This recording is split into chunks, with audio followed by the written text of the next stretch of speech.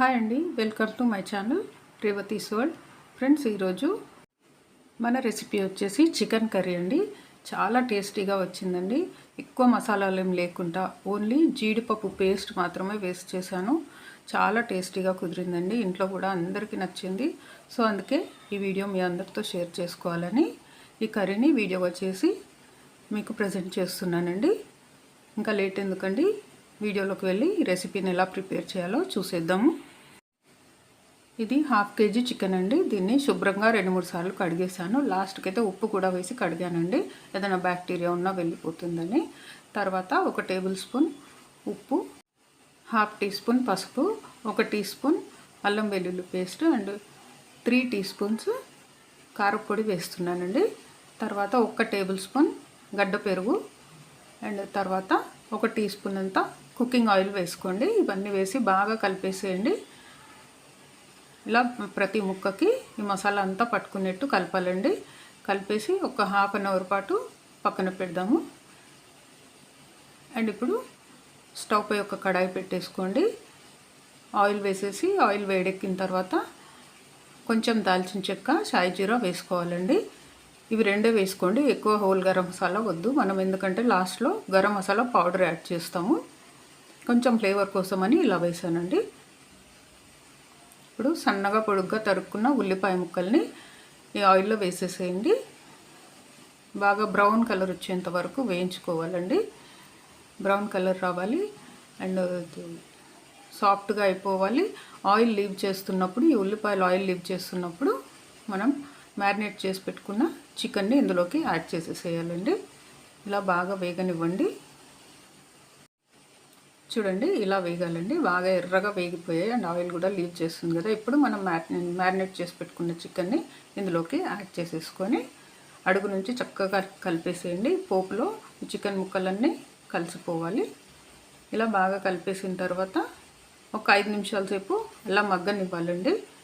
ఈ చికెన్లో నుండి నీళ్ళు ఊరుతాయి కదా, అప్పటిదాకా కొంచెం మగ్గనివ్వండి మీడియం ఫ్లేమ్లో పెట్టేసుకొని. చూడండి, ఇప్పుడు ఈ చికెన్లో నీళ్ళు ఊరుతున్నాయి చూడండి మనకి. సో మనం ఫ్రై లాగా చేసుకోవాలనుకుంటే మాత్రం ఈ వాటర్ తోటి చేసేసుకోవచ్చు. ఇప్పుడు నేను గ్రేవీ కర్రీ చేస్తున్నాను కాబట్టి ఇంకాసేపు ఉంచాలండి. ఒకసారి మూత పెట్టేసేయండి. మూత పెట్టేసి 10 నిమిషాల పాటు ఉడకనిద్దాము. అండ్ ఇప్పుడు నేను 8 వరకు జీడిపప్పులు తీసుకున్నానండి. ఇలా ఫుల్ జీడిపప్పులే, ముక్కలు కాకుండా. ఇవి మెత్తగా పేస్ట్ చేసుకోవాలండి. సరిపోతాయి, 1/2 kg చికెన్ కాబట్టి 8 జీడిపప్పులు పెద్దగా ఉన్నాయి కాబట్టి సరిపోతాయండి. అండ్ ఇప్పుడు మూత తీసి చూద్దాము. చూడండి, ఇప్పుడు జీడిపప్పు పేస్ట్ కూడా రెడీ అయిపోయింది మనకి. ఈ జీడిపప్పు పేస్ట్ని ఈ కర్రీకి యాడ్ చేసేద్దాము.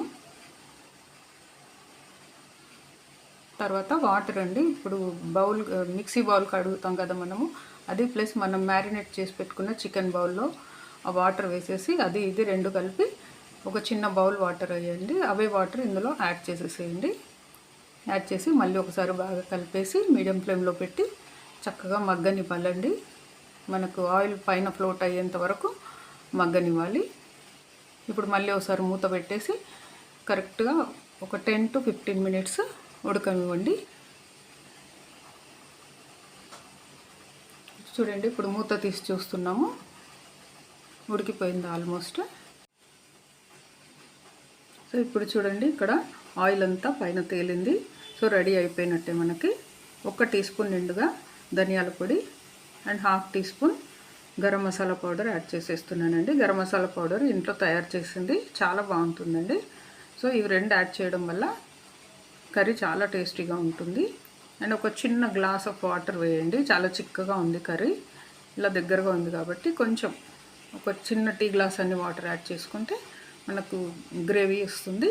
అండ్ ఇంట్లో 4-5 మంది ఉంటే కరెక్ట్గా సరిపోతుందండి. సో ఇప్పుడు ఇదంతా కలిపేసుకున్నాం కదండి, రెడీ అయిపోయింది కర్రీ. ఇప్పుడు ఈ కర్రీని మనము పూరితో కానీ, చపాతీతో కానీ, రైస్తో కూడా చాలా బాగుంటుందండి. ఇవన్నిటితో కూడా ట్రై చేయొచ్చు. చాలా అంటే చాలా బాగుంటుంది. లాస్ట్లో కొంచెం కొత్తిమీర యాడ్ చేస్తున్నానండి. ఈ కొత్తిమీర యాడ్ చేసేసి కూడా ఒకసారి మిక్స్ చేసేసేయండి. మిక్స్ చేసేస్తే అంతేనండి, ఇంకా కర్రీ రెడీ అయిపోయినట్టే మనకు.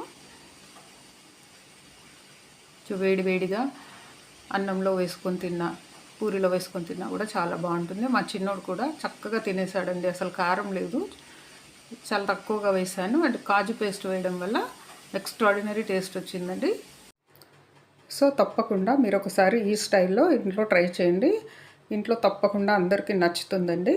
ఆ తర్వాత ఇంట్లో అందరు తిన్న తర్వాత ఎలా ఉందో తప్పకుండా నాకు కామెంట్ సెక్షన్లో కామెంట్ చేయండి ఫ్రెండ్స్. ఇప్పుడు ఈ కర్రీని నేను వేరే బౌల్లోకి షిఫ్ట్ చేస్తున్నానండి. ఇదండి నేను ప్రిపేర్ చేసిన చికెన్ కర్రీ విత్ జీడిపప్పు పేస్ట్. ఈ వీడియో కనుక మీకు నచ్చినట్టయితే నా వీడియోకి ఒక లైక్ చేయండి. ఈ వీడియోని మీ ఫ్రెండ్స్ అండ్ రిలేటివ్స్కి షేర్ చేయండి. అండ్ ఫస్ట్ టైం నా ఛానల్ని చూస్తున్న వాళ్ళు ప్లీజ్ నా ఛానల్ని సబ్స్క్రైబ్ చేసుకొని బెల్ ఐకాన్ క్లిక్ చేయండి. థ్యాంక్స్ ఫర్ వాచింగ్ అండి. మళ్ళీ ఇంకో మంచి కుకింగ్ వీడియోతో మీ ముందు ఉంటాను. అంతవరకు బాయ్.